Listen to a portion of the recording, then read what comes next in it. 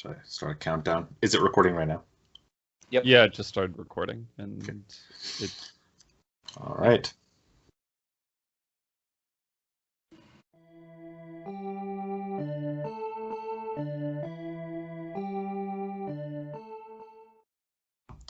Okay.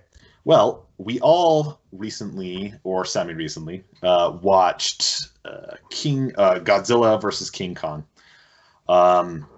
And I guess my first question is, last time we were talking about this movie in our previous episode, we were talking about how we were going to see it, and it seemed like we were all talking about, like, what is this movie trying to accomplish, right? And I think there was kind of a consensus. Feel free to push back on this. There was kind of a consensus like, oh, this is, the fun monster movie.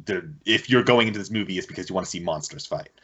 Well, did this film succeed at its goals / meet our expectations? Oh, and small reminder that this is the non-spoiler section of the review for this film.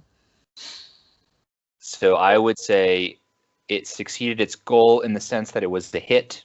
So, I mean, that's what the movie makers cared about, obviously. Sure. Yeah. And congratulations for being what Tenet wanted to be, the first COVID hit movie in the U.S. And then second, was it entertaining? Was it entertaining monster fight? I think so. I thought absolutely. It was plenty fun. I guess is spoilers, so I won't spoil the ending, but the ending was quite amazing in terms of monster spectacle. It was about anything I could have asked for, more than I could have even imagined happened in the ending. So maybe for someone who's more familiar with Godzilla, maybe it wasn't that spectacular. But for me, who was less familiar, it was like kind of novel, interesting twist to the end. Oh no, this movie certainly fulfills on its premise of Godzilla versus Kong. Yes. If you went to the movie to see that, you will probably be happy. This has like some great kaiju action. Like, yeah, you can tell the filmmakers, I think, just took all the criticism from the previous movies and generally listened to it, because the previous movies, they'll say not enough monster screen time, and then like the fights are like too like muddy, unclear, like obscured by like rain and hard to see. And then like the human characters, like we don't care about them, like we can't relate to their drama. And so in this movie, they're like, all right, yeah, the humans are dumb, like, but I guess we kind of need them in a movie anyway, so let's pretend they're doing stuff. And then we get to the monsters, and it's all like beautiful. It's glorious. Like, the fights are long. They're like clear. They keep going on, and yeah. It's actually kind of, I was thinking about the character criticisms of past movies, and I do think that the criticisms are still warranted here, but at this point it's less of it. It's felt less like in this movie that the kind of weak characterization of the characters in the first movies when they first came out, it felt like this was like, oh, this is a mistake, this is something wrong that the filmmaker very did. intentional. Whereas this time it feels much more intentional, much more, it's like now they have defiantly decided that these characters are just props to get our action figures, our giant action figures, to fight against each other. And yeah, I think it worked out pretty well.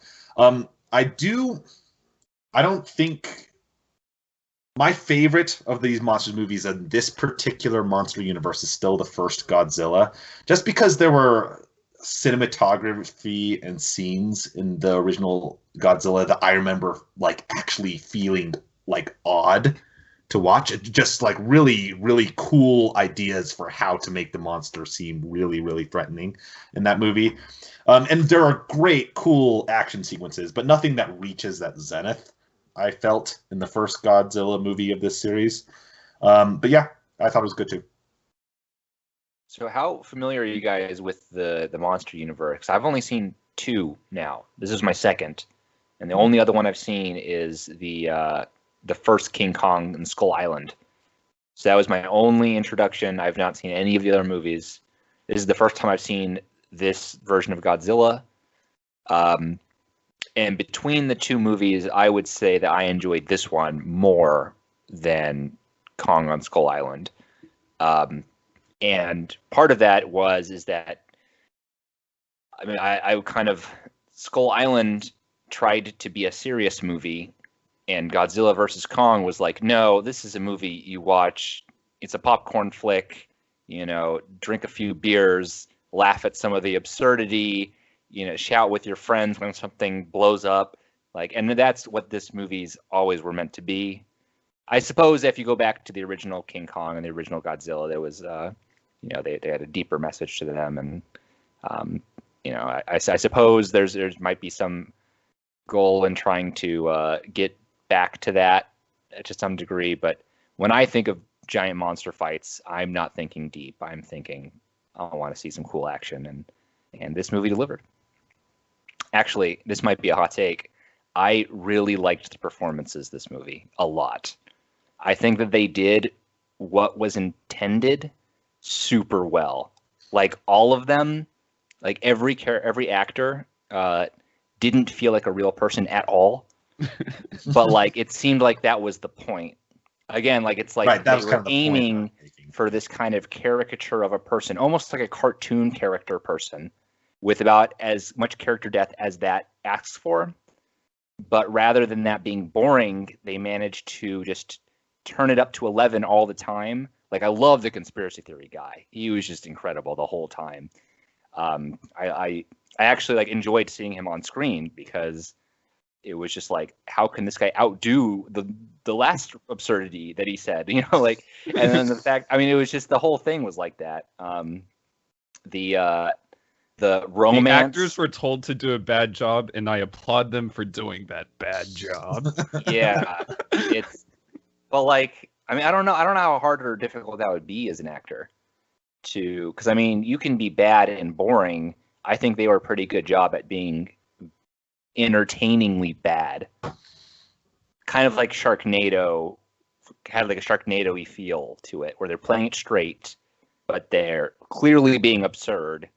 But it doesn't feel like they're like nod and winking at you, which would have ruined it, right? It seemed like they were taking it seriously, even though obviously it was all ridiculous. Yeah, I mean, I don't really remember much about the acting. I remember the conspiracy theory guy, just because. Yeah, half the time I actually didn't know what he was saying because he was just talking about random gibberish that, as far as I know, he could have been saying anything, but it kind of fits his character since he's a conspiracy theorist. But yeah, so what, like I said before, the monster fights were spectacular, and that's really what I remember the most. And actually, this isn't spoiler section yet, so I won't say anything, but like halfway through the movie, there's kind of a surprise that I did not know about, and I was very excited as a lifelong Godzilla fan. So, yeah, I mean, at that point, I was sold. I wanted to clap, so. I think I know the scene you're talking about, but shall we move to that section so we can talk about it? Yeah, I guess before, just to put a bow in it, I think it's safe to say we would all recommend it. Yeah, it's... And to almost anybody. I mean, unless you're like pretentious and can't enjoy a dumb movie. Hey, that's not a nice way. Unless you're a demanding viewer, then... don't go in expecting Shakespeare. That's all I'll say. But I would recommend it. No, yeah. I remember thinking, and I feel like I've heard other reviewers say this too, this movie is basically exactly what you think it is, and it fulfills on that premise.